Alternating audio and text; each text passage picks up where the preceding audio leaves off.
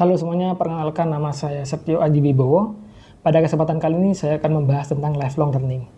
Di video sebelumnya, di video TikTok, itu saya menjelaskan lifelong learning secara cepat. Cuman pada video YouTube ini juga dibuat supaya penjelasannya lebih santai. Jadi teman-teman semua bisa menonton video ini sambil makan, sambil rebahan, dan sebagainya. Dan tentunya kalau di YouTube lebih santai, lebih dalam. Oke, kita langsung saja.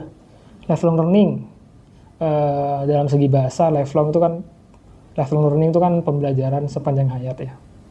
Ada definisinya. Menurut saya, lifelong learning itu merupakan kesadaran dari dalam diri manusia yang memotivasi untuk terus belajar hingga akhir hayatnya. Jadi, diri kita ini sadar bahwa kita ini butuh belajar sebenarnya. Dan belajar gak hanya sebatas sebentar, tapi seumur hidup ya. Supaya apa? Supaya kita bisa beradaptasi. Nah, ini lanjut, mengapa lifelong ya? Karena tadi saya sudah bilang ya, manusia itu perlu beradaptasi sebenarnya dengan berbagai hal baru dan yang belum diketahuinya. Kenapa kita beradaptasi ya? Contohnya saja guru kemarin mengajar generasi milenial. Nah, guru sekarang mengajar generasi Z. Nah, guru setelahnya mengajar generasi alpha. Jadi karakteristik itu berbeda-beda setiap murid ya, setiap generasi. Nah, itulah guru harus beradaptasi dengan generasi-generasi ini. Tentunya generasi-generasi ini berbeda ya. Ada generasi milenial itu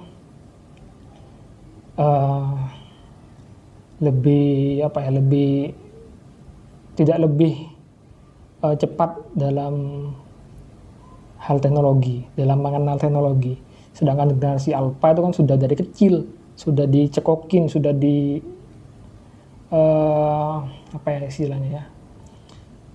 diberikan teknologi. Jadi itulah perbedaannya. Oke, kita lanjut lagi. Tahan dulu. Oke, saya contohkan di sini salah satu teknologi yang beradaptasi dengan karakteristik kita. Contohnya ada Google dan Siri ya. Hey Siri, open YouTube. Nah, tuh. Siri saya bisa menggerakkan tablet ini, iPad ini dengan tanpa menyentuhnya. Jadi cukup dengan suara. Nah, ini cocok sekali dengan karakteristik orang-orang sekarang yang malas ngetik, pengennya cepat dan pengen instan. Hey Siri, open Canva.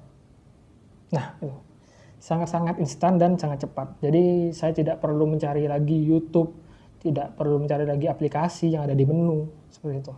Tinggal kita ngomong saja dan selesai pekerjaannya. Apalagi sekarang ada AI ya. Oke, kita lanjut lagi. Nah, ini yang sering kita temui ketika kita belajar lifelong learning. Mana sih yang lebih luas, lifelong learning apa lifelong education? Siapa sih yang lebih bagus? Ya. Sebenarnya lifelong learning dan lifelong education ini sama-sama intinya adalah belajar seumur hidup. Dan kalau ditanya bedanya itu ada dalam cakupannya ya. Kalau menurut saya pribadi, lifelong learning lebih luas daripada lifelong education. Kenapa? Karena learning itu ada di dalam education. Jadi learning ini bisa di mana saja. Sedangkan education itu bentuknya adalah terstruktur. Jadi seperti Seperti kuliah misalnya, SD, SMP, SMA kan terstruktur.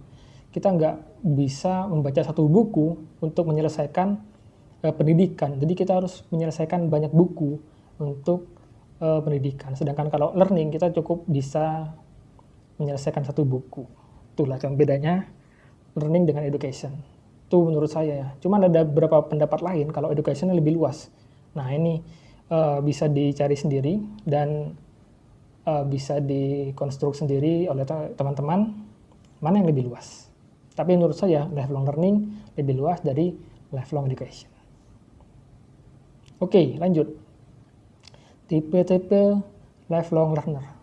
Di sini saya bedakan menjadi dua supaya kita lebih jelas ya, dan saya juga lebih enak jelasinnya. Ada dua, yang akan menempati posisi dan yang sudah menempati posisi. Nah, yang akan menempati posisi ini siapa? Anak-anak remaja. Dan yang sudah menempati posisi ini orang-orang yang sudah bekerja, seperti itu. Akan menempati posisi misalnya SD, SMP, SMA, misalnya seperti itu. Kalau yang sudah menempati posisi itu orang-orang yang sudah bekerja, guru, olahragawan, dan sebagainya. Yang pertama, saya akan menjelaskan tentang yang akan menempati posisi. Nah, cara menjadi lifelong learner, ini yang akan menempati posisi. Yang pertama, menentukan tujuan. Nah, tujuannya kita mau apa? Cita-cita kita ini apa? Jadi misalnya sini saya akan contoh guru aja biar lebih mudah ya. Guru, tujuan kita menjadi guru. Nah, kita harus belajar tentang materinya. Nah, contohnya guru matematika misalnya, lebih mudah ya. Belajar tentang matematika yang pertama. Belajar dan berlatih. Lingkungannya apa? Lingkungannya adalah lingkungan kita harus mensupport kita untuk menjadi guru matematika. Contohnya kita les, kita berlatih bersama teman-teman kita untuk mengerjakan soal matematika misalnya. Seperti itu. Kalau pendidikan, karena kita menjadi guru, kita harus sarjana. Nah, sarjana pendidikan. Oh iya, sedikit info, kalau lingkungan ini bisa kita cari di media sosial juga, di Facebook, di Discord, komunitas-komunitas gitu. Orang-orang yang suka dengan matematika. Kita bisa belajar di sana, saling support seperti itu. Kalau pendidikan ya tadi sudah saya jelaskan kalau kita kalau mau jadi guru ya harus sarjana pendidikan. Kecuali kalau kita mau jadi guru les ya, kita nggak harus sarjana pendidikan, SMA juga bisa. Tapi kalau menjadi guru kita harus sarjana pendidikan, dan sekarang itu ada PPG, ditambah PPG juga. Nah, kalau kita sudah menempati posisi ini, apa yang kita lakukan? Never stop learning. Jadi gak berhenti sampai sana ya kita belajar. Jadi kita jangan berhenti belajar, karena yang sudah saya sebutkan di awal tadi tentang generasi. Kalau kita nggak belajar tentang generasi, karakteristik peserta didik, ya kita akan keteteran lagi gitu. Kalau kita keteteran, siapa yang dirugikan? Ya tentu saja kita sendiri. Karena kita tidak kompeten di bidangnya, nggak bisa ngajar anak-anak ini, dan menyalahkan anak-anak karena sebenarnya karena kesalahan kita nggak mau belajar tentang karakteristik itu, kita menyalahkan anak-anak gitu ya. Seharusnya yang disalahkan adalah kita sendiri, nggak bisa kita menyalahkan orang lain. Never stop learning. Ada lagi contohnya di dunia olahraga, di basket itu ada posisi nomor 5 itu center. Nah, center dulu itu tinggi besar dan bermainnya di bawah ring. Sekarang center itu kalau nggak bisa mencetak 3 angka itu nggak laku gitu. Jadi sebegitunya zaman itu berubah. Jadi kalau ada di basket, kalau ada center yang tidak bisa mencetak 3 poin, itu akan dibuang gitu. Itulah pentingnya kenapa kita harus terus belajar supaya kita bisa beradaptasi dengan zaman. Selanjutnya ada faktor penghambat ya. Penghambat di sini yang pertama ada rasa malas. Dan rasa malas ini tentu saja semua dari kita mempunyai rasa malas ini, dan yang bisa kita lakukan hanya menguranginya. Dan ada juga dengan cara membuat jurnal, dengan membuat journey ya, atau jurnal harian gitu. Ini ngapain, jam segini ngapain, juga bisa membuat jadwal seperti itu untuk mengurangi rasa malas kita. Lalu yang kedua, ikut-ikutan. Ini lebih kepada remaja biasanya. Misalnya nih remaja mau masuk perguruan tinggi, karena kita nih tujuan awalnya mau jadi guru kan tadi ya. Ada teman kita mau masuk ke jurusan ekonomi misalnya, kita ikut-ikutan ke ekonomi. Nah, itu kan sudah sudah tidak sesuai dengan tujuan awal kita. Nah, ikut-ikutan ini. Lalu yang ketiga tidak ada dukungan. Nah, ini lebih kepada support ya. Tidak ada support dari orang tua, lingkungan dan sebagainya.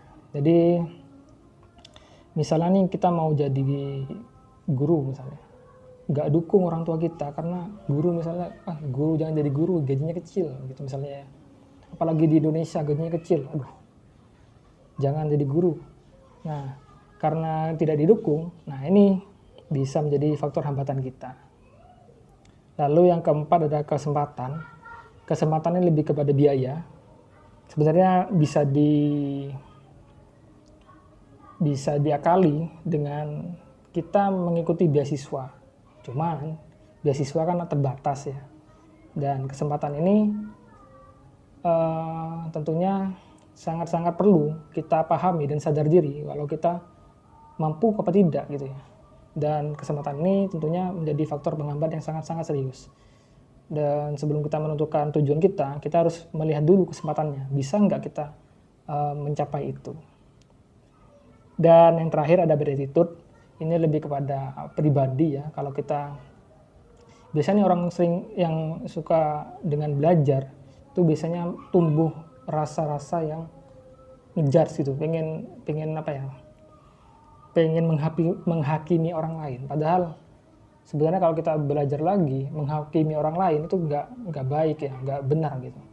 Jadi beretitut sebaiknya kalau kita mau belajar, kita harus menemukan lingkungan belajar supaya kita sadar bahwa ada orang yang lebih pintar dari kita. Jadi jangan sampai kita merasa orang yang lebih pintar dari orang lain. Nah, seperti itu bad attitude. Dan terakhir, pendukung yang sangat-sangat luar biasa. Saya mengutip dari Kyrie Irving ya, seorang pebasket. Dia bilang, quotes-nya berbunyi seperti ini. No alarm clocks needed and my passion wakes me up. Jadi tidak butuh sebuah alarm, passionku membangunkanku. Jadi sebuah passion. Ini penting nih. Passion itu membangunkan kita supaya kita tidak malas untuk berlatih, untuk belajar gitu. Tapi ada juga yang bilang, bullshit passion, yang penting uang gitu ya. Memang betul seperti itu. Cuman apabila kita punya passion di sana, itu bisa menjadi alasan yang kuat untuk kita terus belajar. Misalnya nih, passion kita menjadi guru, ya kita harus belajar. Kita senang dengan belajar tentang kurikulum, belajar karakteristik peserta didik, kita senang dengan belajar metode, model-model terbaru, dan sebagainya tentang pendidikan. Jadi passion ini membangunkan kita supaya kita sadar bahwa kita butuh belajar gitu loh, butuh belajar. Dan passion ini tidak hanya secara langsung, tidak bisa kita bilang passion itu sudah dari lahir, nggak bisa gitu. Passionnya bisa datang ketika kita menyukai sesuatu, ketika kita awalnya kita tidak suka dengan dunia mengajar, ketika kita sudah jadi guru. Nah, kalau sudah jadi guru, kita harus passion, kita harus sudah sadar bahwa kita perlu belajar tentang pendidikan. Jadi jangan sampai kita sudah jadi guru terus kita nggak mau belajar, itu yang salah ya. Salah. Kenapa? Karena ya, kita perlu beradaptasi. Kalau kita tidak bisa beradaptasi ya kita akan dibuang gitu. Apalagi guru sekarang kan ada bukan PNS lagi ya, PPK, P3K kalau nggak salah. Ya P3K. Kok kalau nggak salah sih? P3K ya. Bisa dibuang kapan saja kalau kita tidak kompeten. Nah, mungkin itu saja dari saya yang bisa saya sampaikan tentang lifelong learning. Kalau kalian ada pertanyaan, lalu ada saran dan kritik, itu malah bagus. Bisa kalian di kolom komentar ya, tulis di kolom komentar kritiknya. Dan kalau suka dengan video ini, like, dan kalau bermanfaat, di subscribe ya. Supaya saya semakin senang dengan model video seperti ini, nggak hanya di TikTok saja. Dan referensi dari PPT ini yang saya sampaikan, materi ini saya taruh di deskripsi. Mungkin dari kalian mau baca-baca. Oke, sekian dari saya. Wassalamualaikum warahmatullahi wabarakatuh.